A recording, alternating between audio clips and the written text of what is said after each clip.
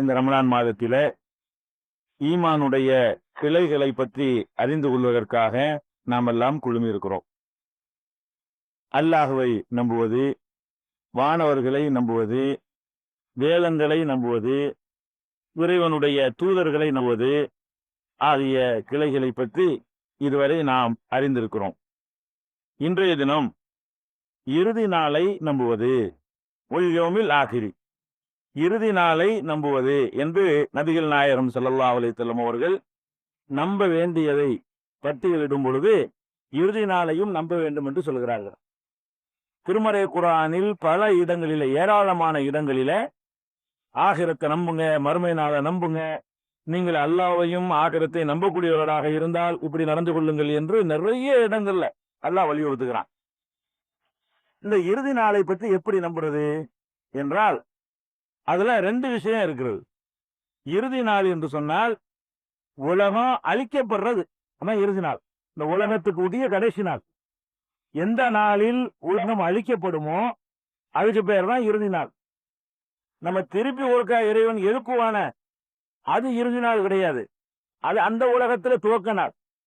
நம்ம இறுதி நாளுங்கிறது ரெண்டையும் போட்டு குழப்பிக்கிறோம். இறுதி நாள் என்ன வழங்கிக்கிற கூடாது. இறுதி நாள் என்பது வேற, முதல் நாள் என்பது வேற. மறுமையில இன்னொரு வாழ்க்கையுடைய முதல் நாள் என்பது வேற. இந்த இரண்டு நாட்களையுமே நம்ம நம்பணும். அதாவது இந்த உலகம் இப்படியே இருக்காது. ஒரு நாள் இந்த உலகம் முழுசு அழிக்கப்படும். அழிக்கப்பட்ட பிறகுதான் ஆதம் அலைஹிஸ்ஸலாத்துல இருந்து கடைசி அழிக்கப்பட்டாங்களே அவ்வளவு பேரும் திரும்ப உயிர்ப்பிக்கப்படுவார்கள் அப்படின்னு நம்புறது இறுதி நாளை நம்புறது. அப்படி அழிக்கப்பட்டவர்கள் மறுபடி உயிர்ப்பிக்கப்பட்டு விசாரணை நடத்தி பிறகு பரிசோ தண்டனையோ தருவாங்க இல்லையா, அதுக்கு பேரு நியாய தீர்ப்பு நாள். அது என்ன சொல்லலாம், தீர்ப்பு வழங்கக்கூடிய நாள்.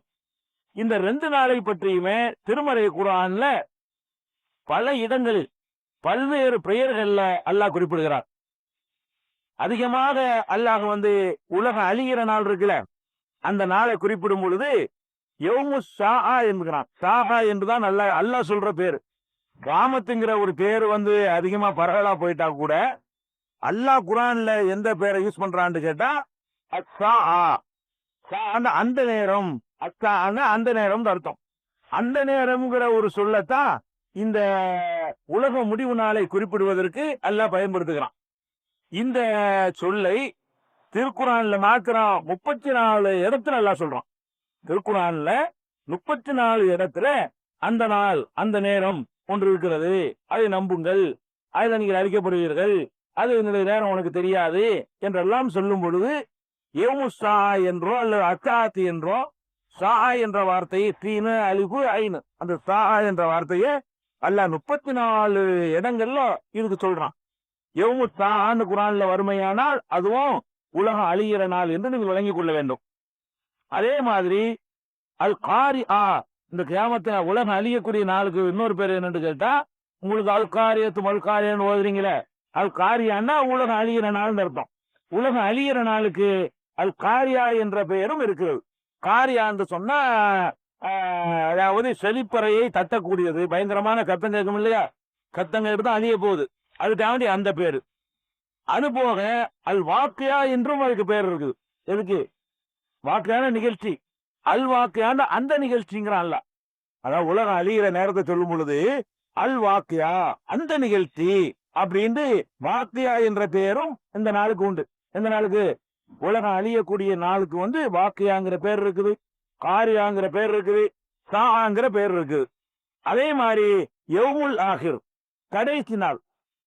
இது குர்ஆன்ல ஒரு 26 இடத்துல வருது. யௌமுல் ஆகிர் இந்த உலகம் அழிகிற நாள கடைசி நாள் என்று குறிப்பிடக்கூடிய சொல்லு திருமறை குர்ஆன்ல 26 இடங்கள்ல அல்லாஹ் சொல்லி காட்டுறான். அப்ப அந்த கடைசி நாள் என்பதும் அதுதான், அதாவது உலகம் அழிகிற நாள் தான் அல்லாஹ் சொல்றான். அதே மாதிரி தாம்மா, தாம்மாங்கிற பெயரும் அதுக்கு அல்லாஹ் கொடுத்திருக்கிறான். காக்கா என்ற பெயரும் கொடுத்திருக்கிறான். ரெண்டுமே அதிர்ச்சி வரக்கூடியதுன்னு பொருள். அந்த அதிர்ச்சி அளிக்கக்கூடிய நாளே என்று சொல்லி அதுக்கு பெயர் சொல்றான்ல. அப்ப இந்த உலகம் அழிகிற நாளுக்கு பலவிதமான பெயர்களை அல்லாஹ் சொல்றான். அந்த பெயர்கள்ல தாண்டு ஒண்ணு இருக்கு, அல் காரியாண்டு ஒண்ணு இருக்கு, அல் வாக்கியாண்டு ஒண்ணு இருக்குது, யௌமுல் ஆஹிர்னு ஒண்ணு இருக்குது, அத்தாமாண்டு ஒண்ணு இருக்குது, அஷாகாண்டு ஒண்ணு இருக்கு. இதெல்லாம் எதை குறிக்கும்?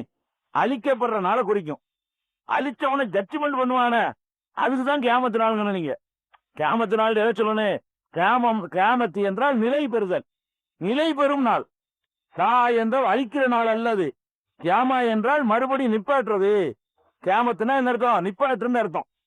அப்ப அந்த நாளுக்கு அல்லாஹ் பல பேரை சொல்றான். எந்த நாளுக்கு?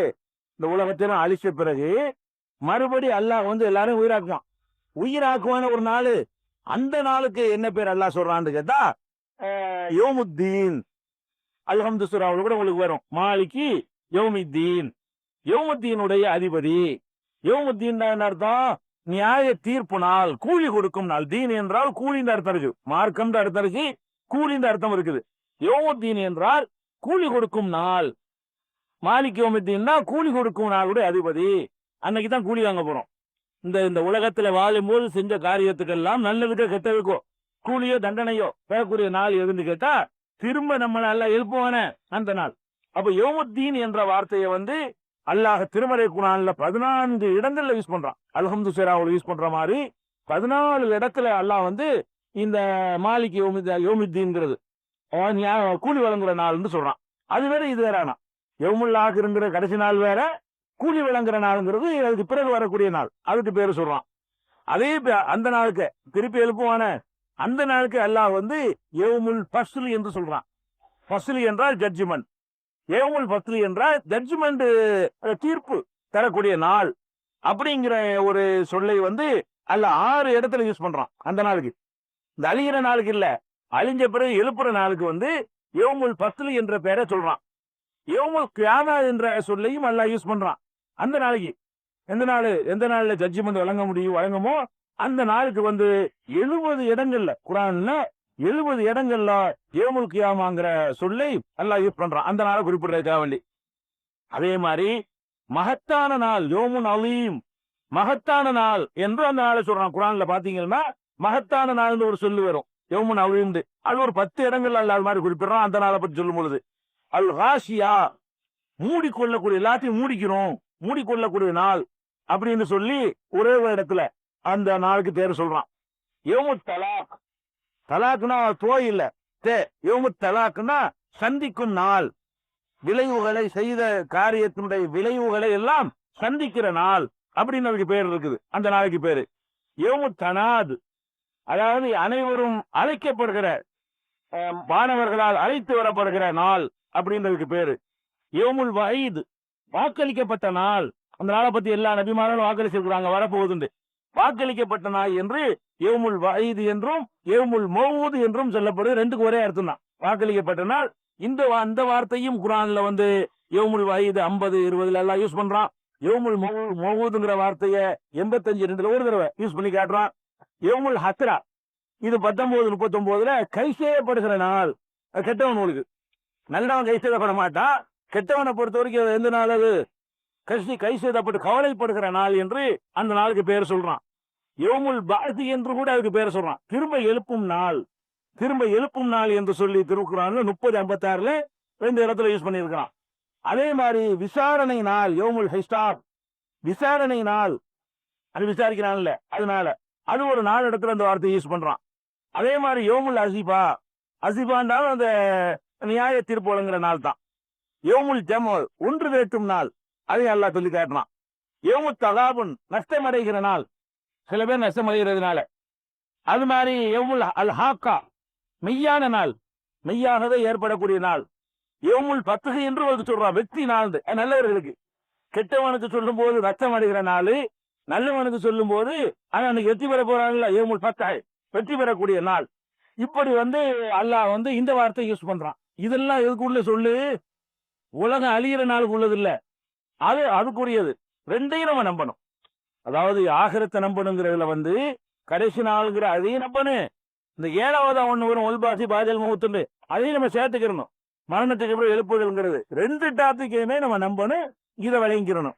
இது போக ஆகிரத்துன்னு ஒரு சொல்லு கேள்விப்பட்டிருப்பீங்க. ஆகிரத்துங்கிறது, ஆகிரத்துன்னு சொன்னா அது டோட்டலா உள்ள இந்த உலகத்துக்கே பேரு, அது நாடு கிடையாது. ஆகிரத்துங்கிறது என்னது? துன்யாங்கிறோம்லங்க, துன்யாவுக்கு எதிர்ப்பது ஆகிரத்து. இந்த உலகத்துக்கு, இந்த உலகம் அளிக்கப்பட்ட பிறகு அங்க உள்ள இந்த மொத்த உலகத்துக்கு விசாரணை ஒரு நாளுக்கு பேர் இல்லது ஆகிரத்துங்கிறது. காலத்துக்கு இருக்குமே, சொர்க்கம் நரகம் இருந்துகிட்டே இருக்குமே, அது மொத்தமான அந்த உலகத்துக்கு பேர் ஆகிரத்துங்கிறது. அந்த சொல்லும் குரான்ல ஒரு 70 இடத்துல வருது. அது குறிப்பிட்ட நாளை குறிக்காது.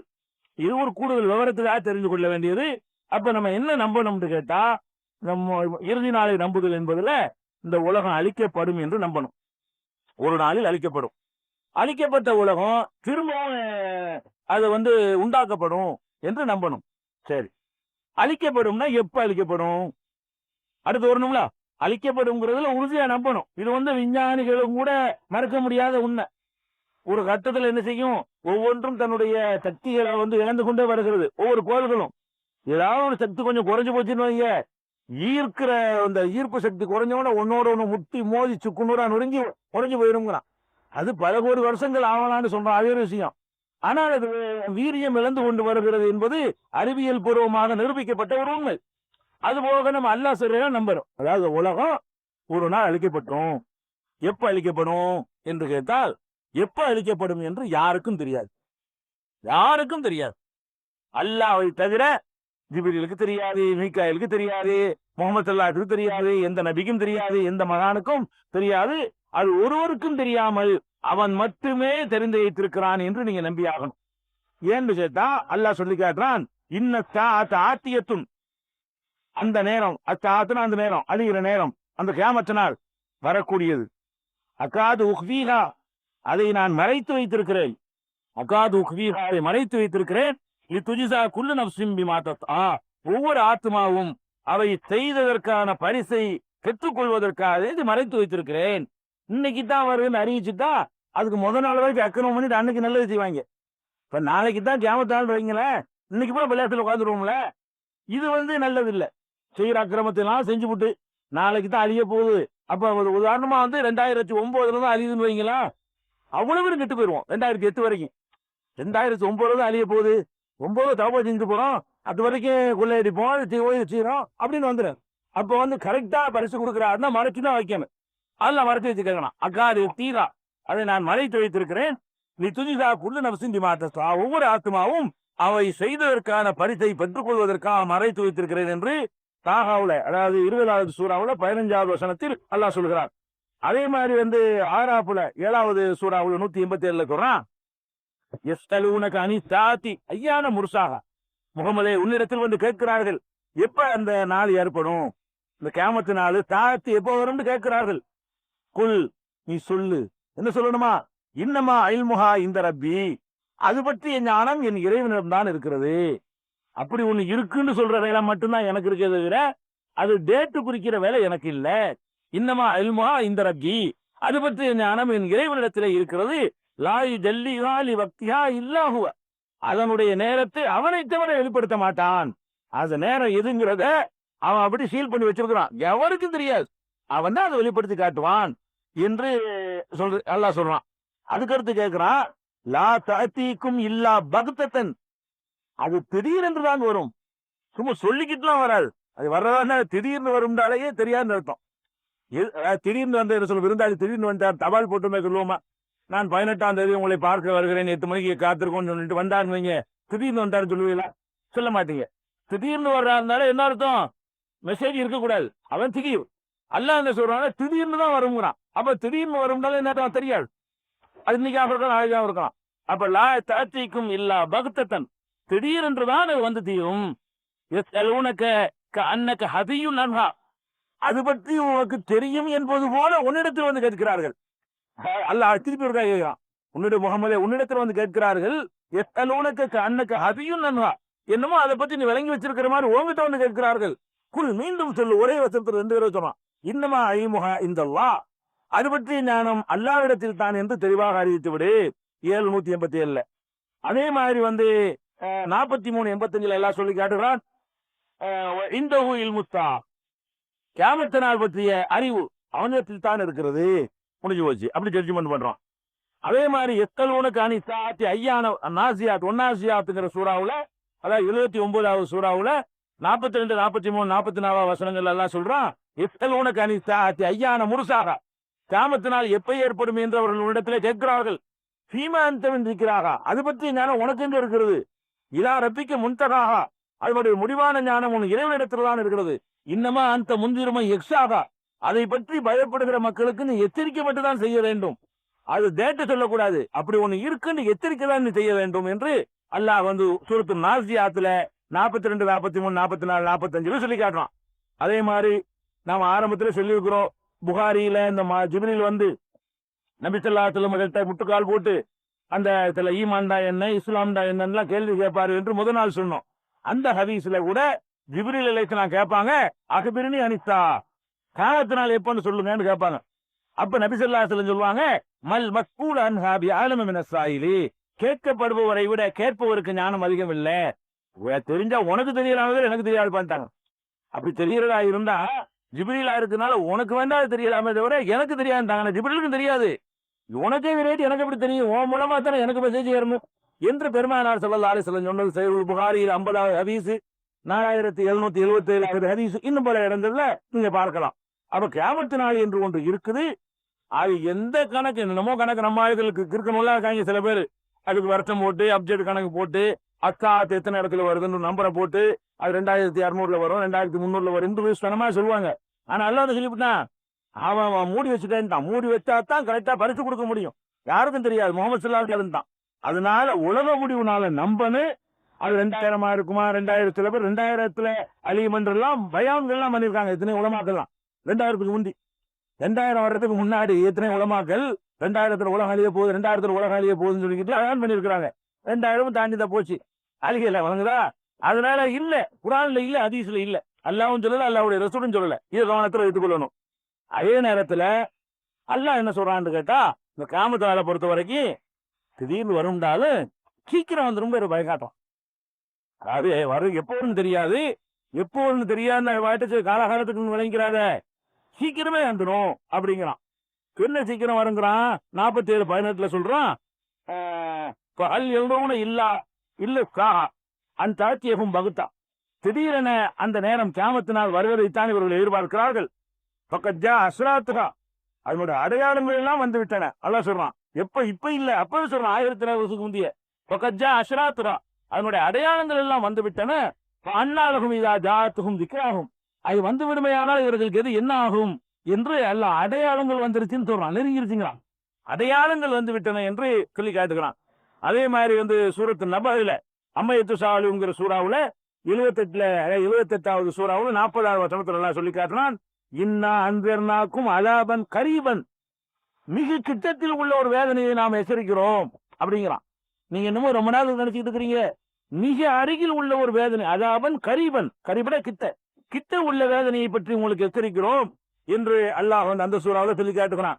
இன்னஹும் யரவுனஹு பஈதா, மாரிஜ்ங்கிற சூறாவுல 70வது சூறாவுல 6வது 7வது வசனங்கள்ல அல்லாஹ் சொல்லி காட்டுறான், இன்னஹும் யரவுனஹு பஈதா, அவர்கள் ஏதோ தூரத்தில் இருப்பதாக நினைத்துக் கொண்டிருக்கிறார்கள், ஒரு நராஹு கரீபா, நாம் கிட்ட இருப்பதாக நாம் நினைக்கிறோம் என்று அல்லாஹ் சொல்லி காட்டுறான். இதுலதான் நமக்கு அந்த சந்தேகத்தை கிளியர் பண்றான்ல. மனிதன் பார்வையில இது தூரம் 1400 வருஷம்ங்கிறது. ரசூலுல்லாஹ் சொல்லிட்டு போய் 1400 வருஷம் ஆச்சு குர்ஆன் கிட்ட என்ன இப்ப வந்திருக்கானு, இது இன்னைக்கு சொல்லலே இல்ல. அல்லாஹ் என்னைக்கு சொல்றான், இத 14 நூற்றாண்டுக்கு சொல்றான், இந்த கிட்டத்தில் இருக்குங்கிறான். கிட்டத்திலன்னு சொல்லி 1400 வருஷம் ஆச்சு, இதான் கிட்டையா? நீ கேப்பீங்களா இல்லையா? கிட்டத்துலன்னா ஒரு 2 நாள்ல வந்தா கிட்டன்னு சொல்லலாம், ஒரு மாசத்துல வந்துரும்னா கிட்டன்னு சொல்லலாம், ஆனா ஒரு வருஷத்துல வரும்னா கூட கிட்டன்னு சொல்லலாம், ஒரு 100 வருஷத்துல வரும்னாலும் கிட்டன்னு சொல்லலாம். 1400 வருஷம் வந்துருச்சு, இன்னும் வரக்காக இவன் கிட்டையா?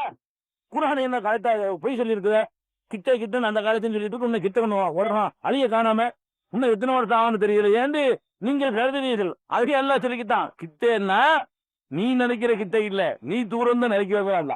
அதுல இருந்து பயந்து வருது. அவன் பார்வையில் என்ன செய்யறான்னு கேட்டா, அவன் கம்பேர் பண்ணி சொல்றான். எப்படி கம்பேர் பண்றான்? அதுல ஒரு பெரிய அறிவியல் உண்மையும் சேர்த்து எல்லாம் வச்சுக்கிறான். என்ன அறிவியல் உண்மை? இந்த உலகம் படைக்கப்பட்டு எவ்வளவு நாள் ஆச்சுன்னு கேட்டா, விஞ்ஞானிகள் எல்லாம் சொல்றான் எத்தனையோ லட்சக்கணக்கான வருஷங்கள் ஓடி போச்சுக்கிறான்.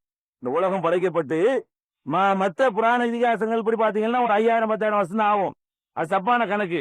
உண்மையான அறிவியல் ரீதியான கணக்கு படி பாத்தீங்கன்னு சொன்னா, இந்த உலகம் மனித குல படைக்கப்பட்டு பல லட்சக்கணக்கான ஆண்டுகள் போய்விட்டனன்னு சொல்றான். பல லட்சக்கணக்கான ஆண்டுகள் அந்த பக்கம் போயிருக்கும் பொழுது இந்த பக்கம் 1400 கம்மியானுங்க. கண்ணி அதிகங்கிறதெல்லாம் எப்படி நீங்க கம்பேர் பண்ணணும்? ரெண்டு விஷயத்தை கம்பேர் பண்ணி தான் சொல்லணும். தூரத்துல உள்ளது கிட்டத்துல உள்ளதுன்னு சொல்றமே, இந்த தூரம் கிட்டங்கிறதெல்லாம் எப்படி நீங்க புரிஞ்சுக்கிறேன்னு சில நேரங்கள்ல வந்து நம்மளே சொல்லுவோம். நீங்க உங்கள்ட்ட வந்து கேட்பாரு, பர்மா பஜார் எங்க இருக்கு? இந்த கிட்டத்துல இருக்கு. நீங்க அப்படின்னு சொல்லுவீங்க. இந்த ஏரியாவுல இருந்து கேட்டாங்கன்னா பர்மா பஜார் எங்க இருக்குன்னு கேட்டா என்ன செய்வீங்க? கிட்டத்துல இருக்குமீங்க. அடையார் எங்க இருக்குன்னு கேட்டா அது ரொம்ப தூரத்துல இருக்குமீங்க. மன்னடியில வந்து உங்கள்ட்ட பர்மா பஜார் எங்கன்னு கேட்டா கிட்டன்னு சொல்லுவீங்க. அடையார் எங்கன்னு கேட்டா என்ன செய்வீங்க? அது தூரமா இருக்குன்னு சொல்லுவீங்க. சொல்லிடுவீங்களா? நீங்க வந்து டெல்லிக்கு போறீங்க, இங்க இருந்து டெல்லிக்கு போயிட்டீங்க. அப்ப வந்து இந்த அடையாரை பத்தி பேசி வருது.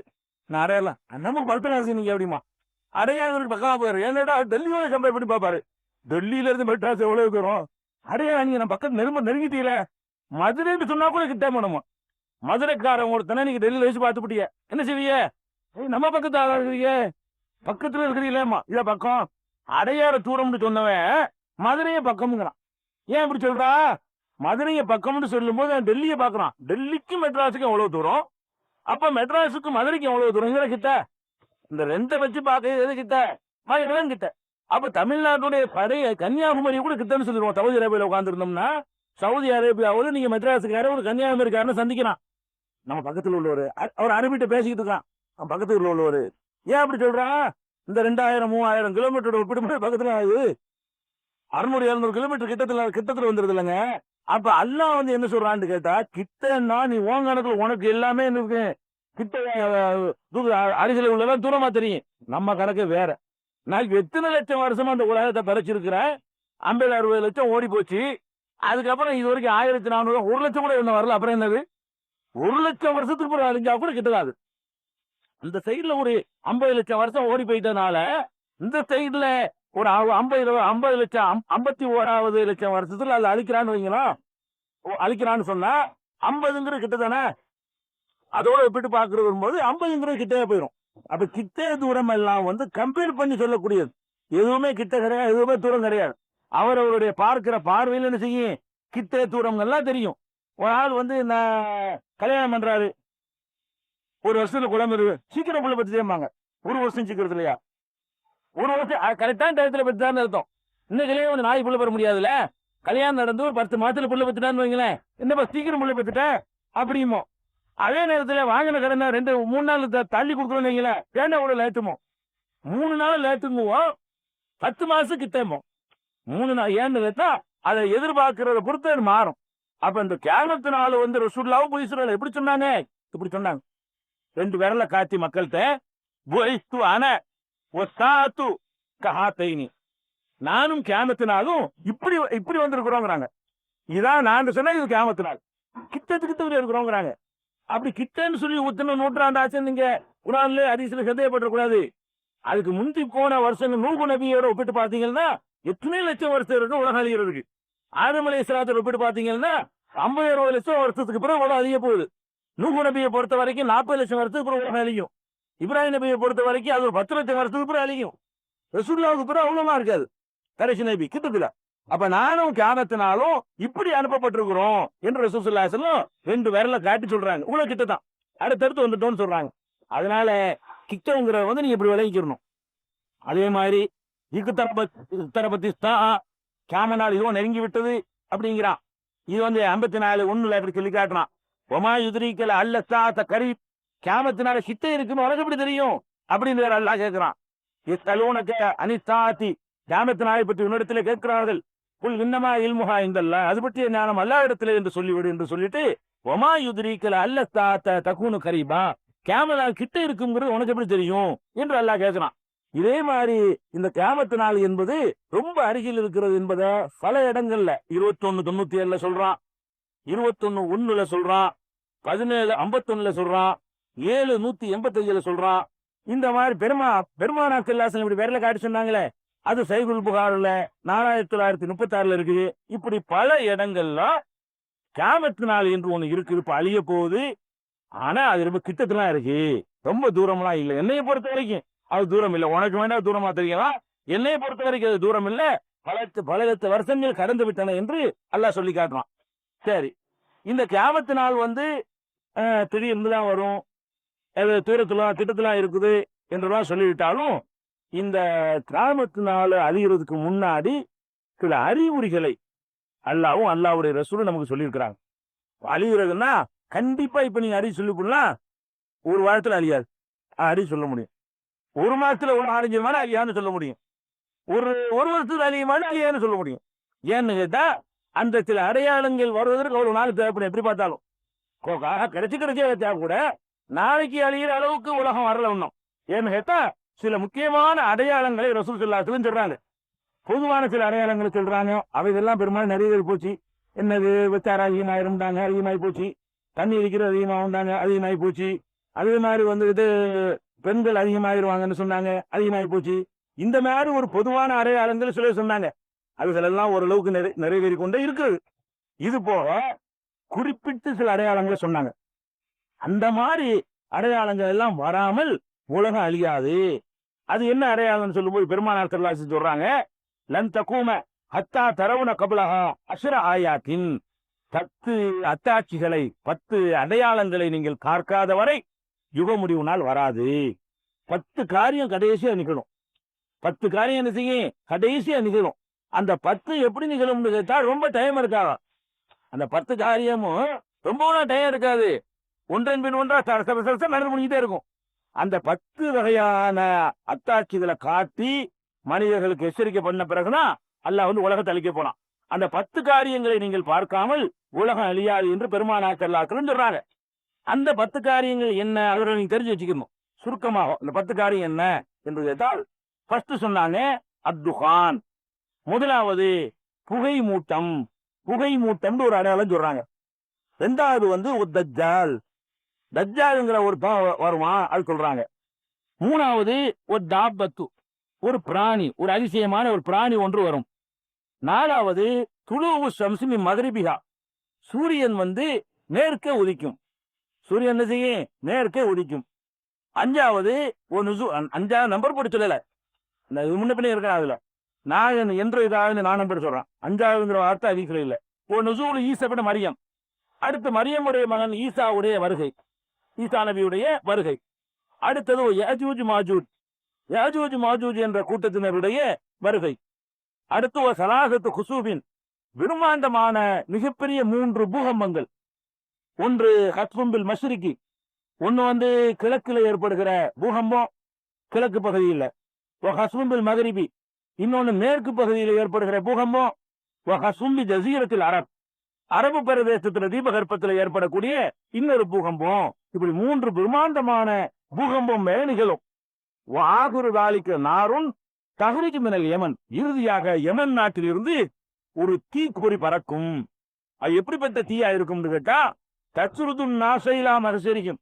மக்களை அவர்களை விரட்டிக்கிட்டே இருக்கும், இருக்க முடியாது. சில இடங்கள்ல கார்கள் தீப்பிடிச்சி, ஹெலிகாப்டர்ல தண்ணி ஊற்றும், அணைக்க முடியாது, அது பாட்டு வந்துட்டே இருக்கும். அந்த மாதிரி பார்க்கணும். அந்த மாதிரி ஒரு பிரம்மாண்டமான தீப்பிழம்பு மக்களை விரட்ட ஆரம்பிக்கும், தீ பத்திக்கிட்டே வரும். அப்படி கடைசியா ஒன்று நிகழும். இதுகள் எல்லாம் நிகழாமல் என்ன செய்யாது, கியாமத்தினால் வராது என்று பெருமானார் ஸல்லல்லாஹு அலைஹி வஸல்லம் சொல்றாங்க. இதுல ஒரு விஷயத்தை வழங்கி கொள்ளணும். இந்த அத்தாட்சிகள்ல எந்த கட்டத்திலையும் சரி, அந்த அத்தாட்சியை பார்த்து நம்ம திருந்திக்கிட்டோம்னு வைங்க, நம்ம காலத்துல வந்துருச்சுன்னு சொன்னா, நம்ம தப்பான வழியில இருந்தோம்னு சொன்னா, ஒரு காக்கிரா இருக்காருன்னு சொன்னா, அவர் ஈமான் கொண்டாருன்னு சொன்னா அல்லாஹ் ஏற்றுக்குவான். இந்த அடையாளங்கள் வந்தவனே, யூனுஸ் நபி காலத்துல வந்துச்சுல, இந்த அடையாளத்தை பார்த்தவனே யாரெல்லாம் நாங்க திருந்திக்கிறோம் அப்படின்னு சொன்னவனே அந்த மக்கள் எல்லாம் மன்னிச்சுட்டான். ஆனால் 3 நிகழ்வுகள் வந்து விடுமையானால் அப்புறமேல ஈமான் ஏற்றுக்கொள்ளப்படாது. இந்த 10ல 3 காரியங்கள் வந்து விடுமையானால் அது ஈமான் போய் அதுக்கு பிறகு நான் திருந்துறேன் போறேன்னா நடக்காது. அந்த 3ல முக்கியமானது என்னன்னு கேட்டா, ஃபர்ஸ்ட் விஷயம், முதலிடத்துல நிற்கக்கூடியது சூரியன் நேர்க்கு உதிக்கும் இல்லையா, கிழக்க உதிக்கிற சூரியன் நேர்க்கு உதிக்குமையானால் அப்ப யாரெல்லாம் நான் ஏதோ திருந்திட்டேன், வட்டி வாங்குற விட்டுட்டேன் முடியாது. நீ தௌபாவுடைய வாசல் அடைச்சி கொடுத்தா அல்ல சுத்த அந்த மாத்தி ஒதுக்கி வைக்கிறான். தௌபாவுடைய வாசல் இருக்க மூடி கொடுத்தா அந்த அடையாளம் வர்றதுக்கு முன்னாடி தெரிஞ்சிடணும். உலகம் அழியிறதுக்கு நாள் இருக்கலாம்.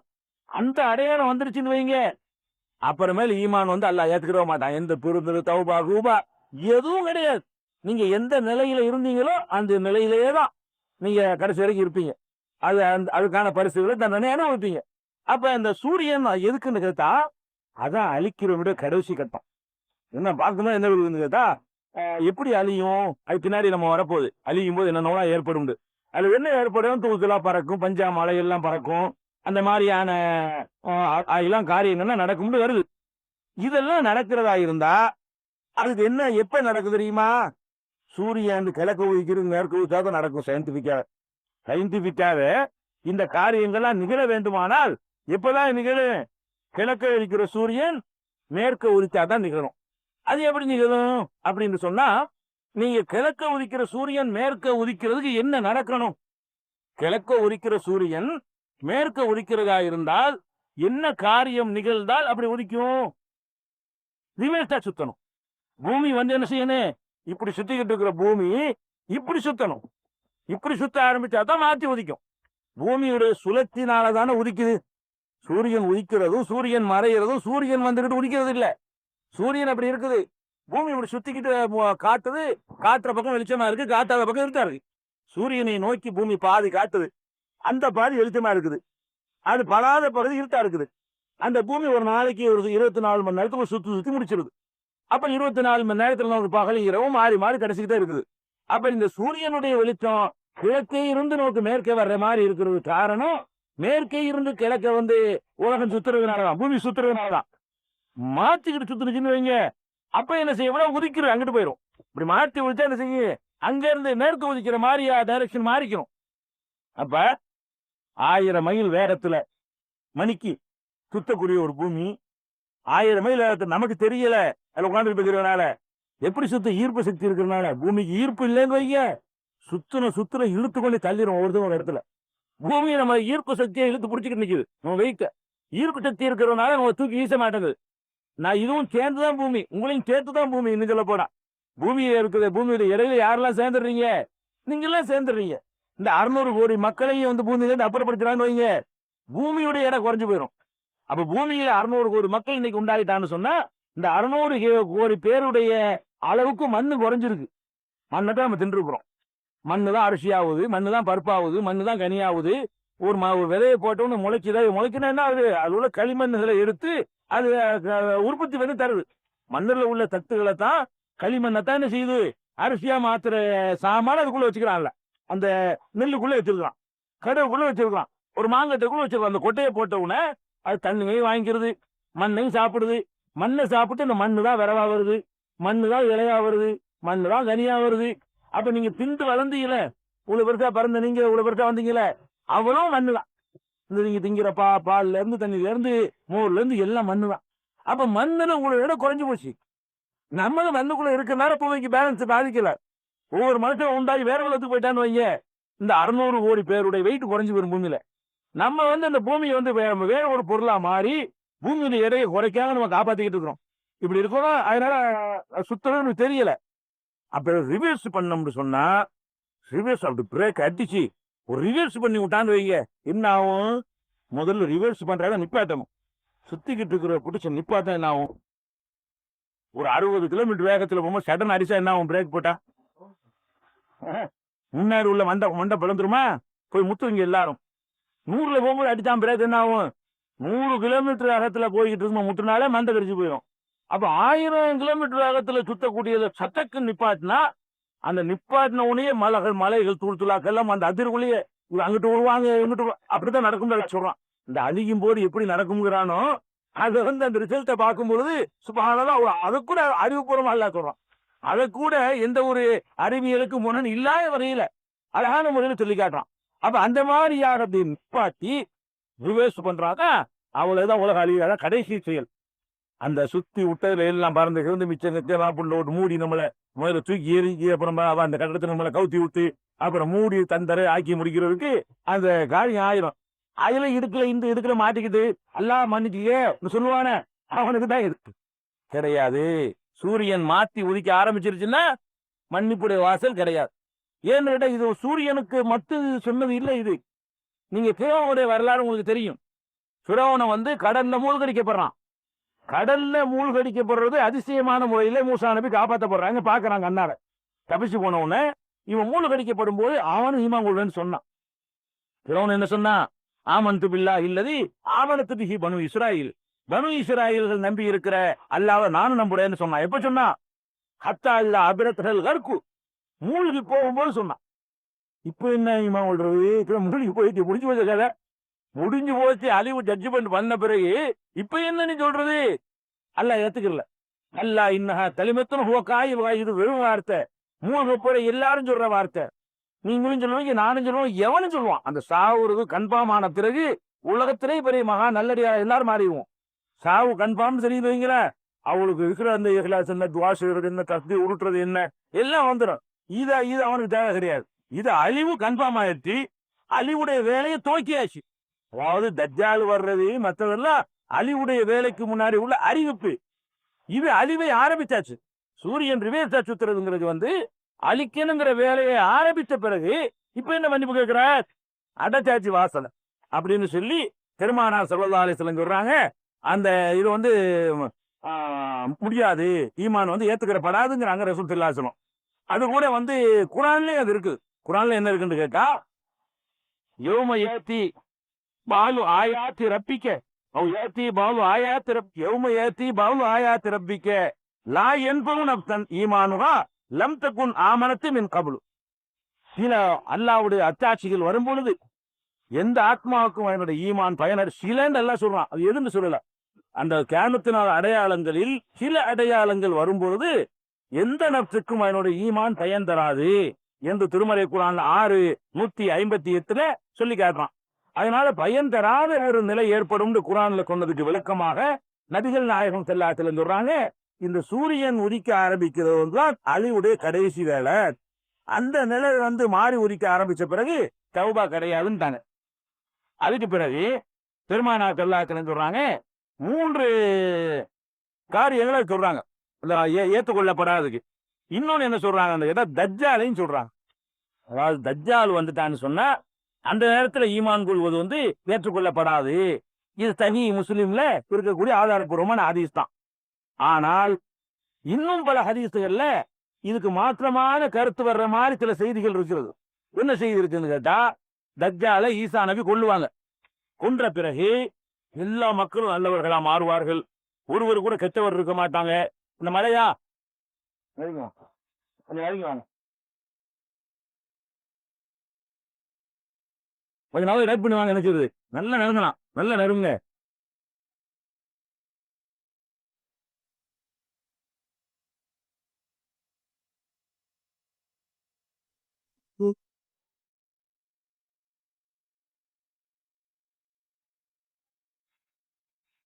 நல்லா நல்லா நடிக்காங்க. அப்ப என்ன விளங்கணும்னு கேட்டா, இந்த சூரியன் மாற்றி உதிக்கும் பொழுது தௌபா ஏற்றுக்கொள்ளப்படாதுன்றது இருக்குது. எந்தாவது நபி ஸல்லல்லாஹு அலைஹி வஸல்லம் சொல்றாங்க, முஸ்லிமுடைய அறிவிப்புல அந்த அறிவிப்பு இருக்கிறது, தஜ்ஜால் வந்த பிறகும் ஈமான் ஏற்றுக்கொள்ளப்படாது, தஜ்ஜால் வர்றதுக்கு முந்தி திருந்திக்கிறன்னு அப்படின்னு சொல்றாங்க. ஆனால் அதே முஸ்லிம்லையும் புகாரிலையும் இன்னும் பல ஹதீஸ் நூல்கள்லையும் இதுக்கு மாற்றமான கருத்துப்படவும் ஹதீஸ் வருது. என்ன ஹதீஸ் வருது? தஜ்ஜால் வந்த பிறகு ஈசா நபி அவனை கொன்ற பிறகு உலகத்தில் உள்ள எல்லா மக்களும் நல்லவர்களா மாறிடுவாங்கன்னு வருது. அவ தௌபா ஏத்துக்கிற பாட்டு நல்லவர் அப்படி மாற முடியாது. தஜ்ஜாலுக்கு பிறகு யாருமே மாற முடியாதுன்னு சொன்னா மாறுவாங்கன்னு வருது ஹதீஸ். அதனால இது நீங்க எப்படி புரிஞ்சுக்கணும்னு கேட்டா, தஜ்ஜால் இருக்கும் அந்த நேரத்தில், தஜ்ஜாலை கொன்ற பிறகு திருந்தலாம். தஜ்ஜாலை பார்த்துவிட்டு அம்மா தஜ்ஜால் வந்துட்டாங்க இனிமே தெரிஞ்சுக்கிற வேண்டியதான் அப்படிங்கிறது அந்த மாளுகிற 40 நாள் தான் உலகத்துல வாழப்போனான் தஜ்ஜால். 40 நாள் தான். அந்த 40 நாளைக்குள்ள நீங்க தௌபா செஞ்சீங்கன்னா ஏத்துக்கப்படாது. தஜ்ஜால் காலியான பிறகு ஈசா நபியுடைய பொறுப்புல அந்த ஆட்சி அதிகாரம் வரும்பொழுது அப்ப ஏற்றுக்கொள்ளப்படும் என்றுதான் நம்ம இதை புரிஞ்சுக்கணும். ஏன் அப்படி நம்ம சொல்றோம்னு கேட்டா, ஈசா நபி வந்த பிறகு மக்கள் எல்லாம் ஒரு குலைக்கு வந்துருவாங்க, ஒரு அணியில இருப்பாங்க, எல்லாம் நல்லவர்களா மாறிடுவாங்க என்பதற்கு ஏராளமான ஹதீஸ்கள் இருக்கின்றன. அப்ப அதுக்கு முரண் இல்லாத வகையில் அதை புரிந்து கொள்ள வேண்டும். அதே மாதிரி தாபத்துல் அருள்னு ஒண்ணு வருது. தாபத்துல் அருள், அதாவது தாபத்துல் அருளுக்கு அர்த்தம் என்னன்னு கேட்டா, ஒரு பிராணின்னு அர்த்தம். பூமியில இருந்து வரக்கூடிய ஒரு பிராணி. இந்த பிராணி என்னன்னு விளக்கப்பட 3 விளக்குவோம். ஒரு அதிசயமா ஒரு பிராணி ஒண்ணு வரப்போகுது.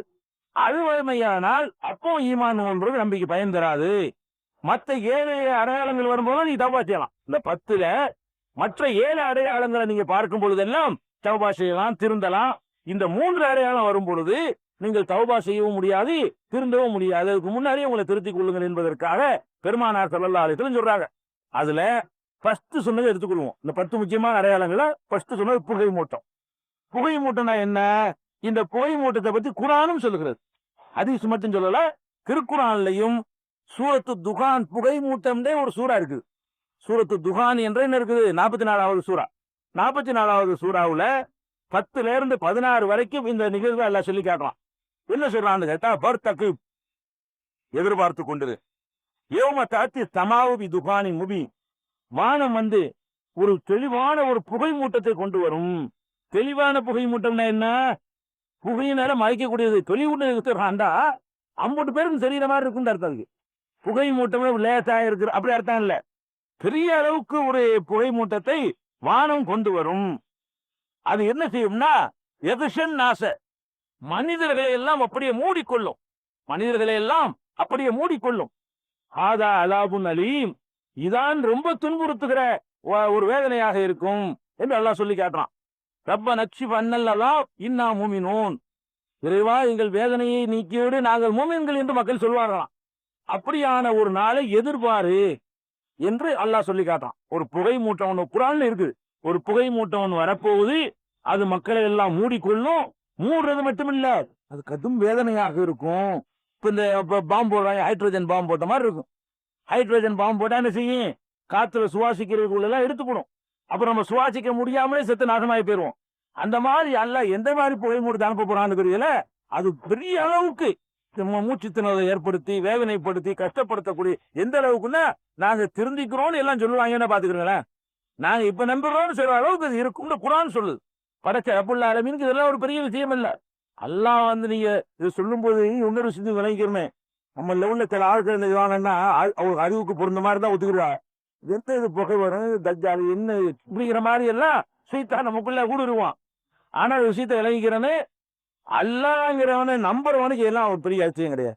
இதை விட அதிசயம் உலகத்தை கண்ணு முன்னாடி இருக்கு. பூமியே அதிசயம் தான், வானமே அதிசயம் தான், சூரியனை படைச்சு வச்சுக்கிற அதுவே அதிசயம் தான். இன்னும் எக்கச்சக்கமான அதிசயங்களை, இந்த காற்று அதிசயம் தான், இந்த மலையே அதிசயம் தான். இவ்வளவு அதிசயங்களை பண்ணு.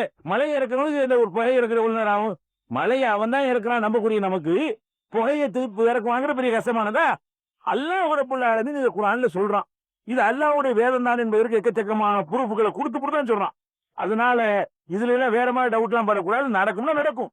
அப்ப 10ல ரசூல் ஸல்லல்லாஹு அலைஹி வஸல்லம் சொல்றாங்க புகை மூட்டத்தை அல்லாஹ் குர்ஆன்ல சொல்லி காட்டுறான். அந்த புகை மூட்டம் வந்து விட்டதாக வந்து சில சஹாபாக்கள் என்ன சொல்றாங்க, விளக்கம் கொடுத்துருக்காங்க அவங்க காலத்திலேயே. இது ஒவ்வொரு காலத்திலையும் சொல்லுவாங்க. அதாவது பெரிய நில பூகம்பம் வரும்னு சொல்லியிருக்கல, 3 பூகம்பம் அவங்க காலத்துல வரும்பொழுதெல்லாம் அதை அவங்க சொல்லிக்கிடுவாங்க. அப்படி புரிஞ்சுக்கிடுவாங்க. சில இடங்கள்ல ஒரு பூகம்பம் வந்து குஜராத் வந்துருவீங்களேன், இந்த அரிசி பார்த்து கூட குஜராத் இந்த பூகமாக தான் இருக்குன்னு நினைச்சுக்கிறோம் நம்மளா. அப்படிலாம் வரல. ரசூல் ஸல்லல்லாஹு அலைஹி வஸல்லம் இந்த மாதிரி பூகம்பம் 1000 வந்திருக்கு. ரசூல் ஸல்லல்லாஹு அலைஹி வஸல்லம் 3 பூகம்பம்னு சொன்னாங்கன்னா அது இதுக்கு ஒரு வித்தியாசமான பூகமா இருக்கும். 3 பூகம்பம்னு சொன்னாங்கன்னு சொன்னா இது வரைக்கும் எந்த ரிக்டர் அளவுலையும் பதிவாகாத பூகம்பமா இருக்கணும். அதுதான் 3 குறிப்பிட்டு சொல்ல முடியும். இது மாதிரி 1000 வரக்கூடிய பூகம்பத்தை ரசூலுல்லாஹ் சொன்னாங்கன்னு வழங்கக்கூடாது. அப்படி ஒவ்வொரு காலத்திலே விளங்குனாங்க. புகாரில கூட சில சஹாபாக்கள் சொன்ன கருத்துக்கள் இடம்பெற்றிருக்கிறது. அது வந்து விட்டது, புகை மூட்டம் வந்து அந்த காலத்துல ஒரு புகை மாதிரி வந்திருக்கு போல இருக்குது. ரசூலுல்லாஹ் காலத்துல ஒரு சம்பவம் நடந்திருக்கு சின்னதா. அது ஒரு புகை மூட்டம் வந்த உடனே அது வந்து இங்க வந்து முகமதே கொஞ்சம் எங்களுக்கு ஏதாவது ரிலீவ் பண்ணி கொடுன்னு கேட்டிருக்காங்க அற்புதமா. ஆனா அல்லாஹ் துறை அது இல்லை, இது உலகத்துக்கு அடையாளமா சொல்லி காட்டுறான். மனிதர்களை எகுஷன் நாத்துங்கிறான். இது வந்து மக்காவுல மட்டும் இப்படி வந்த ஒரு புகை இல்லை, உலகத்துக்கே வரும். எகுஷன் நாஸ், மனித குலத்தையே அது சுற்றி வளைத்துக் கொள்ளும் என்று அல்லாஹ் சொல்லி காட்டுறான். அப்ப மனித குலத்தையே சுற்றி வளைக்கக்கூடியதாக ஒரு புகை மூட்டத்தை அல்லாஹ் அனுப்பி வைப்பான் என்று நம்ம நம்பணும். அது இன்னும் வரல. அந்த மனித குலத்தை அழிக்கக்கூடிய ஒரு புகை மூட்டை என்ன செய்யல. இந்த ஹிரோஷிமாவோட அணுகுண்டு போட்டான்லங்க, அந்த மாதிரி அல்லாஹ் போடக்கூடிய அணுகுண்டா இருக்கும். அந்த மாதிரி ஏதோ ஒரு பாதிப்புகளை ஏற்படுத்தும். இவ்வளவு தான் நமக்கு கிடைக்குது. அது என்ன செய்யுங்கிறது கிடைக்கிறத தவிர அவளுக்கு தேதி இதெல்லாம் இல்லை. இது வந்து புகை மூட்டத்தை பத்தின விளக்கம். அடுத்தது வந்து ஒரு தீப்பந்தம் விரட்டிட்டு வருங்கிறாங்கல்ல, அது ஹதீஸ்ல விளக்கம் கிடைக்குது. நபிகள் நாயகம் சொல்றாங்க, அம்மா அவ்வல் அஷ்ராத்தி ஷா, இந்த 10 அடையாளங்களில் முதலில் நிகழக்கூடியது பனாருன், முதல்ல வரக்கூடிய நெருப்பு தான். இந்த புகையிலாம அப்புறம் தான் வரும். ஃபர்ஸ்ட் என்ன வரும், ஒரு நெருப்பு பத்த ஆரம்பிக்கும். அது என்ன செய்யும், தபசுருன்னாக்க மினல் மஷ்ரிகி இலல் மக்ரிபி, மஷரிக்கில இருந்து, மஷரிக்குனா கிழக்கு, கிழக்கை இருந்து மக்களை எல்லாம் மேற்க நோக்கி விரட்டி செல்லும் அப்படின்னா கிழக்குலாம் வரும் விளங்குது. அந்த தீப்பந்தம் எங்க வரும்? கிழக்குல வரும். கிழக்கு பிரதேசம் தான் அரபு பிரதேசம் தான். அது ஹதீஸ்ல தெளிவா கூட ஒரு ஹிஜாஸ்ன்றே வருது. இன்னொரு ஹதீஸ்ல கையில் இது வந்து புகாரில 3329, 7118 என்ன வருதுன்னு கேட்டா, லா தகூமு சாஅத்து ஹத்தா தஹ்ருஜ நாரும் மின் அர்லில் ஹிஜாஸ். ஹிஜாஸ் மண்ணிலிருந்து, ஹிஜாஸ்னா எது சொல்றது? ஹிஜாஸ்னா எது? Saudi Arabia. ஹிஜாஸ்ன்னு அந்த காலத்துல சொன்னதுக்கு பேரு இன்றைய சவுதி அரேபியா தான் ஹதீஸ்ல அன்றைக்கு ஹிஜாஸ்ன்னு சொல்லப்படுது. ஹிஜாஸ் பகுதியில் இருந்து ரசூலுல்லாஹ் ஹிஜாஸ்ல பிறந்தாங்கன்னு சொல்லுவாங்க. ஹிஜாஸ்ங்கிறது இந்த சவுதி அரேபியா இருக்க மக்கா மதீனாவை சுற்றி உள்ள அந்த ஏரியாவுக்கு பேரு ஹிஜாஸ்.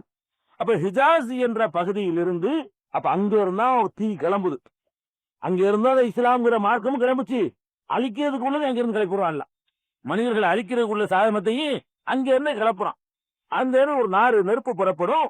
அது எப்படிப்பட்ட நெருப்பா இருக்கும்னு கேட்டா, சவுதி அரேபியாவில இருந்து ஈராக்கு எவ்வளவு தூரம் இருக்கு? எவ்வளவு, எத்தனை கிலோமீட்டர் இருக்கும்? ஒரு 1000 கிலோமீட்டர் இருக்கும். அப்ப சவுதியில இருக்கிற நெருப்ப பசாரா இருக்க ஈராக்ல அங்க உள்ள ஒட்டகத்துல உட்கார்ந்து வத தெரியும் சொல்றாங்க. நெருப்புன்னா சும்மா நெருப்பு இல்ல, எப்படிப்பட்ட நெருப்பா இருக்குமா? அது கொழுந்து விட்டு எரிகிறத பசராவில் 1000 கிலோமீட்டருக்கு அப்பால பார்க்கலாம். மேல வானம் வரைக்கும் கத்திக்கிட்டு எரியும். அத வந்துகிட்டு இதுல இருந்துதான் பெட்ரோலே கண்டுபிடிச்சிருக்காங்கன்னு நினைக்கிறேன். இந்த மண்ணு தாண்ட எரியக்கூடிய தாமா என்னவோ இருக்கு, ஒண்ணும் இல்லாத ஊர்ல அது கீழே எல்லாம் வச்சிருக்கான் பாருங்க. எதுக்கு ஸ்டோர் பண்ணி வச்சிருக்கான் பாருங்க. எரியுங்கிறான எரியறதுக்கு ஒரு பயிர் வச்ச விறகு இந்த மாதிரி இடத்த சொல்லாம எந்த ஒண்ணுமே இல்லையே அதை சொல்றாங்க ரசூலுல்லாஹ். ஏன் எரியிற தாமான கீழே ஸ்டோர் பண்ணி வச்சிருக்கான். கொஞ்சத்தை எடுத்துட்டு இருக்கான், கொஞ்சத்தை எடுத்து யூஸ் பண்ணிட்டு இருக்கிறான். அப்ப அங்க எரியறதுக்கு சான்ஸ் இருக்கு. அங்க உள்ளது எங்கேயாவது பிச்சுக்கிட்டு கீழே இருந்து அந்த எரிமலைகள் வருது, குழம்பு வருது பாருங்க. அந்த மாதிரி கீழே உள்ள குருடால் பொத்துக்கொண்டா என்ன ஆகுறது? அது பார்த்து அது போதுமே எரிக்கிறதுக்கு. அது வாட்டுக்கு எரிஞ்சுக்கிட்டே இருக்குமே. ஒரு விமானத்துல 200 லிட்டரு, ஒரு 1000 லிட்டரு பெட்ரோலே எரிஞ்சிட்டு இருந்துச்சு மாசக்கணக்குல. ஒரு 500 லிட்டரு பெட்ரோலை தான் முட்டினாங்க. அது எரிஞ்சிச்சங்க மாசக்கணக்கு அணைக்க முடியலங்க. அமெரிக்காவில் சொல்றேன், 500 லிட்டருக்கு இத்தனை நாளைக்கு எரிஞ்சிட்டு சொன்னா மொத்தமா பொத்துட்டா என்ன ஆகுறதுன்னு. அப்ப அது வாட்டுக்கு எரியும், எந்த சக்தியும் அணைக்க முடியாது.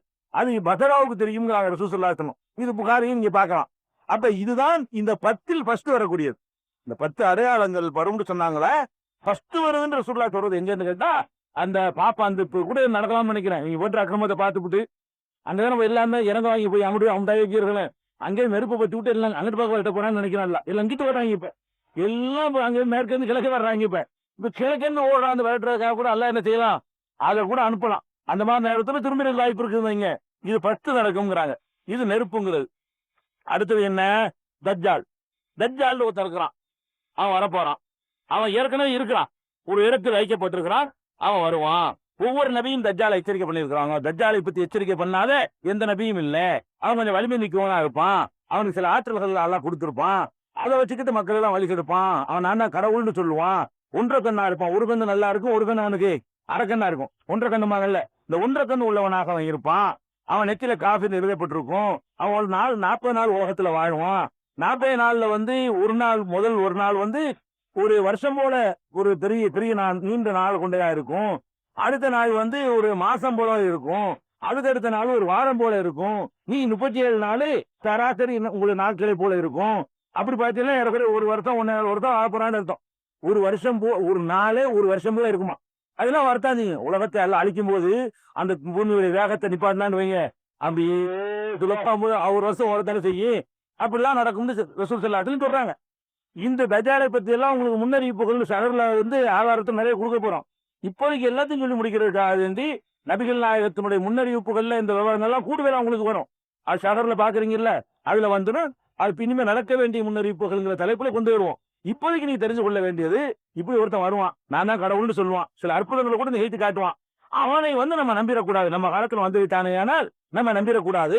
அதுல உறுதியா நிக்க வேண்டும். நபி ஸல்லல்லாஹு அலைஹி வஸல்லம் நூஹ்ல இருந்து எல்லாரும் தஜ்ஜாலை எச்சரிக்கை பண்ணாங்க, நானும் உங்களுக்கு எச்சரிக்கை பண்ணுகிறேன் அப்படின்னு சொன்னாங்க. தஜ்ஜாலை பற்றி குர்ஆன்ல எதுவும் வரவே இல்லை.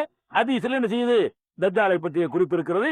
அதை விளங்கிக்கணும். இந்த தஜ்ஜால் வந்த உன்னை அவனுடைய அக்கிரமத்துக்கு அவனை அழிப்பதற்காக வேண்டிதான் ஈசா நபியை திரும்பி அல்லாஹ் இறக்குறான். ஈசா நபி அவங்க மரணிக்கவில்லை. இன்னகுல இல்முல் லிஸா, அது கியாமத்தினால் அடையாளமா இருக்கிறான்னு குர்ஆன் சொல்லுகிறது. இம்மின் அலில் கிதாபி என்னால் ஐயுமின் நபி கபல மூத்திகி, வேதமுடைய யாராயிருந்தாலும் ஈசா மரணிப்பதற்கு முன்னால் அவரை நம்புவார்கள் அப்படின்னு நல்லா சொல்லி கேட்றான். மரணிக்கல அல்லாஹ் தன்னுடைய வல்லமையினால் பல் ரஃபாஹுல்லா மா கத்தலுக அவரை கொல்லவில்லை குர்ஆன்ல சொல்றான். மா கலபு கிருவையில் அறையவும் இல்லை அப்படின்னு சொல்லி அல்லாஹ் குர்ஆன்ல மா கத்தலுகு யகீனா, அவரை உறுதியாக கொல்லவே இல்லை இப்படி எல்லாம் எல்லாம் அடிச்சு சொல்றான். அந்த ஈசா நபி அவர்கள் திரும்ப வந்து தஜ்ஜால கொல்லுவாங்க. தஜ்ஜால் என்ன செய்வாங்க? ரசூல் ஸல்லல்லாஹு அலைஹி வஸல்லம் காலத்துல கூட ஒருத்தன் தஜ்ஜால் வந்துட்டான்னு பேச்சா போச்சு. ஒரு மாதிரியான தோற்றங்கள் இருந்தவன இவன் தான் தஜ்ஜால்னு மக்கள் எல்லாம் பேச ஆரம்பிச்சுட்டாங்க. உமர் ரலியல்லாஹு அன்ஹு அவர்கள் வாழ எடுத்துட்டு போய் வெட்ட போறாங்க. நாம கொண்டு வந்து அவன் தஜ்ஜாலா இருந்தா வேற ஆள் இருக்காரு கொள்றது, நீ இல்ல. அவன் தஜ்ஜாலா இருந்தான்னு சொன்னா அதுக்கு அது ஏறத்தர் வருவாரு, அது நீங்க கிடையாதுன்னு சொல்லி ரசூலுல்லாஹ் தடுக்கிறாங்க. அப்ப தஜ்ஜாலா இல்லைன்னு சொன்னா இனிமே கொள்ள தேவையில்லை. தஜ்ஜாலா இருந்தாலும் வந்துருவார், இப்ப வந்துருவார், வந்துருவார், நான் இருக்கும்போது வந்து கொண்டுருவார். அதனால அதுக்குன்னு அல்லாஹ் நியமிச்சிருக்கான்னு சொல்லி ரசூல் ஸல்லல்லாஹு அலைஹி சொல்றாங்க. அப்ப ஈசா நபி அவர்களும் தஜ்ஜாலும் ஒரு காலத்தில் வருவாங்க. இந்த 40 நாள் இந்த அட்டகாசம் முடிஞ்ச உடனே அவன் அழிக்கிறதுக்கு வருவாங்க, போர் எடுத்துட்டு போவாங்க. எங்க தஜ்ஜால் வருவான் தெரியுமா? தஜ்ஜால் வர்றதே குராத்தான்ல தான். குராத்தான் தான் ஆப்கானிஸ்தான். குராத்தான்ங்கிறவருக்கு தஜ்ஜால் எங்க வருவான்னு கேட்டா ஆப்கானிஸ்தான்லயே வருவான், குராசான்ல தான் வருவான். இப்போ அன்ன குராத்தான் ஒரு மாகாணம் இருக்குது அந்த வடக்கு பகுதியில. அந்த குராத்தான்கிற பகுதியில தான் தஜ்ஜால் வருவான். அந்த ஏரியாவும் அவனுக்கு வசதியான ஏரியாவா இருக்கும். அப்ப அது மாதிரி இந்த தஜ்ஜால் எல்லாம் நுழையிறாங்க. இப்ப நிறைய தஜ்ஜால் எல்லாம் உள்ள போறாங்க, அவனுக்கு தான் அழிகிறதுக்காக போறாங்கன்னு நினைக்கிறேன். அதிசல வருது. அதனாலதான் தஜ்ஜாலை ஒழிக்கிற ஈசா நபியும் அங்க டமாஸ்கஸ்ல இருந்து வருவாரு. ஈசா நபி என்ன செய்வாரு? இந்த குராசானுக்கு எங்க இருந்து வருவாருன்னு கேட்டா, டமாஸ்கஸ் இருக்குல்ல, நம்ம சிரியாவுடைய தலைநகரமா, சிரியாவுடைய தலைநகரம் அந்த டமாஸ்கஸ், திமிஷ்குமா அந்த காலத்துல திமிஷ்குங்கிற டமாஸ்கஸ்ல இருந்து என்ன செய்வாங்க? அது வேற ஒரு பேர் சொல்லுவாங்களே, இங்கிலீஷ்ல என்ன பேர் இருக்கு? டமாஸ்கஸுக்கு என்ன பேருங்க? வரலாற்றுல வேற பேரு சொல்லுவாங்க, சரி யாவும் இல்ல. அப்ப அந்த அந்த ஊர்ல இருந்து என்ன செய்வாங்க? ஈசா நபி புறப்பட்டு வந்து கொள்ளுவாங்க. அந்த தஜ்ஜால் இருக்கிற அந்த பகுதியில மகதி அலைஹிஸ்ஸலாம் வருவாங்க. தஜ்ஜால் இருக்கிற அந்த பகுதியில யாரு இருப்பா? ஈசா நபி காலத்திலேயே மகதிங்கிறவரும் வருவாரு. ரசூலுல்லாஹ்வுடைய பேரு அவருடைய பேராவும் இருக்கும். என்னுடைய வழித்தோன்றல உள்ளவராக இருப்பாரு. அவர் கையில உலகம் எல்லாம் ஒரு ஆட்சி இங்கில வரும் என்றெல்லாம் சொன்னாங்க. அதுவும் குராசான்ல தான் வரப்போகுது. அந்த பகுதியில தஜ்ஜாலும் வரப்போனா, அந்த பகுதியில தஜ்ஜால் அழிய போனா, அந்த பகுதியில மகதியும் வரப்போறாரு. இதுகள் எல்லாம் அந்த முன்னறிவிப்பு நீங்க தெரிஞ்சுக்கலாம். கொஞ்சம் கொஞ்சமா ஒரு நாள் ஒன்னொன்னா சொன்னதா பதியும். மொத்தமா சொல்லும் போது குறிப்புகள் மட்டும் தான் இப்ப சொல்றோம். இப்ப அந்த மாதிரியான ஒரு ஈசா அலைஹிஸ்ஸலாம் வருவார்கள் என்பது குர்ஆன்ல இருந்து பொறுப்பாயிருச்சு. குர்ஆன்ல சொல்லப்பட்ட விஷயம். அது ஒரே காலத்தில் நடந்தோம். அடுத்து வந்து யஜூஜ் மாஜூஜ் ஹதீஸ்ல நிறுத்து, குர்ஆன்லயும் இருக்கு. யஜூஜ் மாஜூஜ் என்ற ஒரு கும்பல் ஒரு காலத்தில் இருந்திருக்கு. காலந்தரியில அது வந்து துல்கர்னைன் அலெக்சாண்டர் மகன்ல சிக்கந்தர் அலெக்சாண்டருங்கிறாங்க. அலெக்சாண்டர் மீது நல்ல மன்னர் இருந்த காலத்துல உள்ள வாழ்ந்தவங்க தான் இந்த கூட்டம் யாஜூஜ் மாஜூஜ்ங்கிறது. இவங்க என்னன்னு கேட்டா ரொம்ப அக்கிரமம் பண்ணிக்கிட்டு பிறப்புலையே மனிதன் தான், ஒரு தனியா ஆதமுக்கு இல்ல, வேற ஒரு இனம் கிடையாது. நம்மள மாதிரி நம்ம அண்ணன் மாதிரி ஆதமுடைய பிள்ளைகள் தான். இவங்க ரொம்ப அக்கிரமம் பண்ணிக்கிட்டு ரொம்ப அநியாயம் பண்ணிக்கிட்டு இருந்த உடனே அந்த பகுதி மக்கள் எல்லாம் இவத்தை முறையிடுறாங்க. இந்த அலெக்சாண்டர் வந்து உலகத்தை எல்லாம் கட்டியாண்ட ஒரு பெரிய ஆட்சி வச்சிருந்தாரு. இதை வந்து சூரத்துல் கஹ்ஃப்ல அல்லாஹ் என்ன செய்யறாங்க? இந்த வரலையை யஸ்அலூனக அன் ஸுல்கர்னைன் குல் ஸாத்திலு மின்ஹு திக்ரான்னு சொல்லி அவருக்கு நிறைய வாய்ப்புகளை கொடுத்தோம், நிறைய பெரிய ஆட்சியை கொடுத்திருந்தோம். அவரிடத்துல மக்கள் எல்லாம் முறையிட்டார்கள். இவங்களோட அக்கிரமம் தாங்க இல்லைன்னு சொல்லி ஒரு மலைக்கு அப்பால இருக்கிறாங்க. ஓடி வந்து கொள்ளை வச்சு ஓடி போயிடுறாங்க. 30 பேர் கொண்டு ஓடி போயிடுறாங்க. இதே வேலையாக இருந்த உடனே அவர்கிட்ட உதவி கேட்கிறாங்க.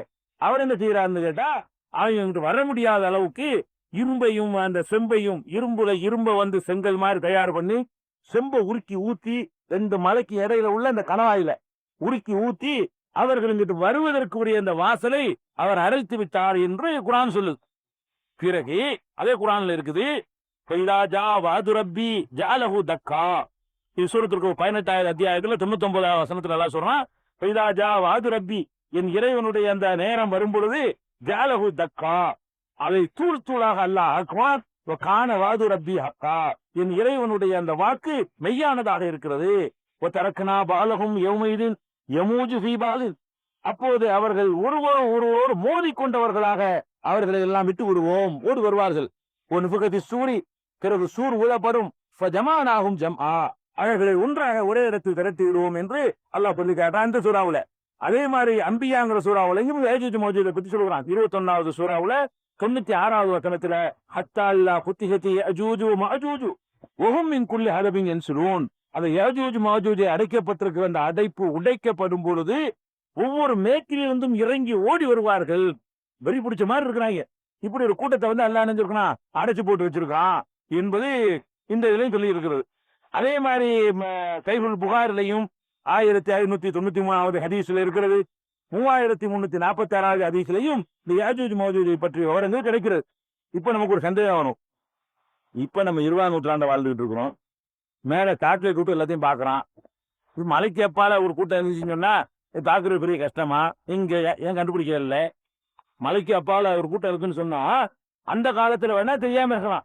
இந்த காலத்துல வந்து இதான் மேல சேட்டலைட் விட்டு பாக்குறான எல்லாத்தையுமே. அப்ப அங்க ஏறி இருந்தா என்ன தெரிஞ்சு போயிரும்ல அப்படிங்கிற மாதிரியான ஒரு சந்தேகம் நமக்கு வரலாம்.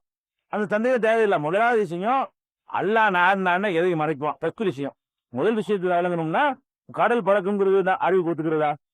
அல்ல என்ன பலம் தான் கலந்து பண்ணியிருக்காங்கல்ல. ஒண்ணும் இல்லாம நம்மளை படைச்சது அதிசயம் இல்லையா?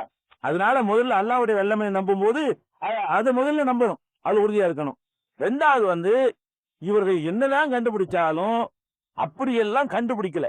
உலகத்தை ஏமாத்துறதுக்கு தான் சொல்றாங்க.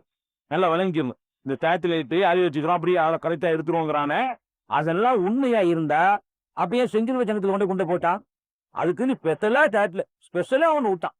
யுத்தம் நடக்கிறதுக்கு 3 நாளைக்கு முன்னாடி ஆப்கானை மட்டும் கண்காணிக்கிறதுக்குன்னே உன்னை விட்டு போட்டுதான் 3வது நாள் தெரிஞ்சான். அவன் வந்து அட்டாக் ஆரம்பிச்சான்.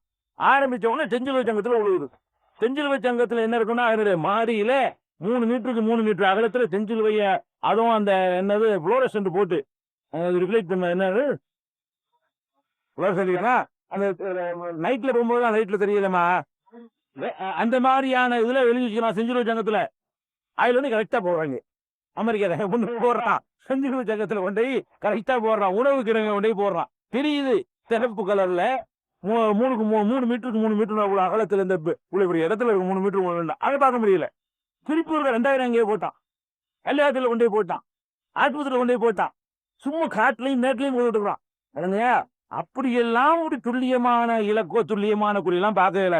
அங்க ஏன்னா ஒரு போட்டோ இருக்கிறான்னு மேல எடுத்தான்னு சொன்னா இந்த கட்டிட அளவுக்கு உள்ளதை கூட காட்டாகும்.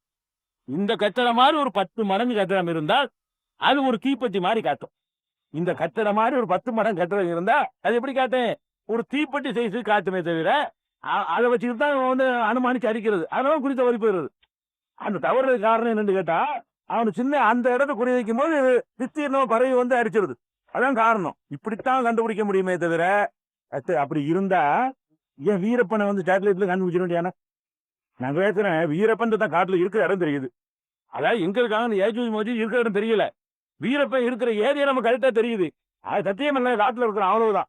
அப்ப சத்தியமங்கலத்துக்கு நேரம் சேட்டலைட், இந்தியா ஒரு சேட்டலைட் மேல இருக்குது. இந்தியாவும் சேட்டலைட் அனுப்பி வச்சிருக்குது. இந்தியாவுடைய செயற்கைக்கோள் மூலமாகத்தான் எங்களுக்கு டிவியில வந்து அங்க மேகம் இருக்கிறது, இங்க மழை பெய்யும், அங்க மழை பெய்ந்து செயற்கைக்கோள் எடுத்த படம் எல்லாம் காட்டுறாங்க. அப்படி படம் எடுக்கிற செயற்கைக்கோளுக்கு சொல்லி கோடிக்கணக்கான ரூபாய்களை இந்த படைக்கு அவனை பிடிக்கிறதுக்கான செலவழிச்சிட்டு இருக்கிறாங்களே. இந்த காசெல்லாம் மிச்சப்படுத்தலாம்ல? மிச்சப்படுத்தி அங்க இருந்து அவன் நடமாட்டத்தை பார்த்து இந்த இடத்துல காசு கரெக்டா போய் குத்திர வேண்டியானுங்க. ஒரு ஹெலிகாப்டர் தப்புன்னு இறங்கிட்டு வந்துடலாம்ல? அப்படிலாம் கண்டுபிடிக்க முடியாது. அது போக கண்டுபிடிப்பதற்கு வந்து அப்படியே துல்லியமா கண்டுபிடிக்கக்கூடிய சேட்டலைட் நாளைக்கு வந்து விட்டாலும் இன்னும் அட்வான்ஸா வரலாம். இப்ப இதை எடுக்கிறோம், நாளைக்கு இன்னும் கொஞ்சம் அட்வான்ஸா வரலாம். அப்படி வந்து விட்டாலும் அப்போ கண்டுபிடிக்க ஏன் இந்த கட்டடத்துக்கு உள்ள என்ன கண்டுபிடிக்கலுமா? அதே மாதிரி இந்த காடுகளும் மரங்களும் மறைத்து கொண்டிருக்குமே, காட்டுக்குள்ள இருந்தா கண்டுபிடிக்க இயலாது. அது மாதிரி வந்து எத்தனையோ காடுகள் இருக்குது. சத்தியமங்கலம் காட்டுக்குள்ள ஒருத்தன் நுழைஞ்சானா எந்த சேட்டலைட்லயும் வராது. அப்ப அந்த மாதிரி அதுக்கு மிஞ்சின காடுகள் மாதிரி அந்த பகுதியில் இருக்கான். அதனால வந்து அல்லாஹ் அவர்கள் வரக்கூடாது என்பதற்காக வேண்டி அது இவன் என்னத்தான் சேட்டலைட் பண்ணாலும் அதுல தென்படாததை எல்லாம் அணிஞ்சிருக்கலாம், வச்சிருக்கலாம். போற 3 நாளைக்கு முன்னாடி 3/4 சேட்டலைட் உலகத்தில் வேலை செய்யாம போச்சு. பாத்தீங்கன்னா இல்லையா? இந்தியாவோட சேட்டலைட் பாதிப்பு இல்லை. என்னமோ பல்மலைன்னு ஒண்ணு உளுந்து அது தீபாவளி கொண்டாடுற மாதிரி பார்த்துட்டு இருந்தாங்க. அது என்னடா பயங்கரமா சேட்டலைட் இப்ப அமெரிக்கா 3 நாளே அடிக்க முடியல. சேட்டலைட்டை பல ஆகி போச்சு. அங்க ஒண்ணு எல்லாத்தையும் ரிப்பேர் ஆகி விட்டுருச்சு. அந்த நாளில் உளுந்து அங்கங்க போய் அரைச்ச தூசி குறைஞ்சிட்டா லென்ஸ் சுத்தமாக்கணும் இல்லைங்க. அங்க தூசி போகாத இடம் அங்க எல்லாம் என்ன செய்யறாங்க, அங்க ஒரு கல்மலையை பொழிய வச்சு இவங்களுக்கு தீபாவளி கொண்டாட மாதிரி வேடிக்கை காட்டி 3/4 சேட்டலைட்டை ஒண்ணுலாம் ஆக்கி விட்டான். ஒண்ணும் கணக்கு பண்ண முடியல. அடிவிட அறிகுறி ஆரம்பமாகுதுன்னு நினைக்கிறேன். ஆனா அந்த மாதிரி எல்லாம் வந்து எத்தனையோ விஷயங்கள் இருக்குது. அதனால வந்து யாஜூஜ் மோஜூஜ்லாம் இருக்கு, கண்டிப்பா இருக்கு. அல்லாஹ் சொன்னா கண்டிப்பா நினைச்சீங்க. பூமி அப்படியெல்லாம் இந்த மனிதன் அளந்துடவே இல்லை. பூமியில மனிதன் கால் வைக்காத இடம், போகாத இடம், செல்லாத இடம் இப்படி இருக்குன்னு கற்பனை செய்யாத இடங்கள்லாம் வந்து நிறைய இருக்குது. அதனால அதுல ஒண்ணு நம்ம குழப்பம் பண்ணக்கூடாது. அதை நம்ம நம்பணும். ஏஜூஜ் மோஜூஜ நீதி உள்ள சில அடையாளங்களையும், உலகம் அழிகிறதையும், அழிச்ச பிறகு உள்ள மறுமை நாள் எப்ப ஏற்படும்ங்கிறதையும், எழுப்பின பிறகு எப்படி ஏற்படும், அழியும் போது என்ன ஏற்படும் என்பது விரும்பி வழங்க வேண்டிய விஷயம். அதனால நாளைக்கு என்னுடைய தொடர்ச்சியை வைத்துக் கொள்வோம். சுமானக்கெல்லாம்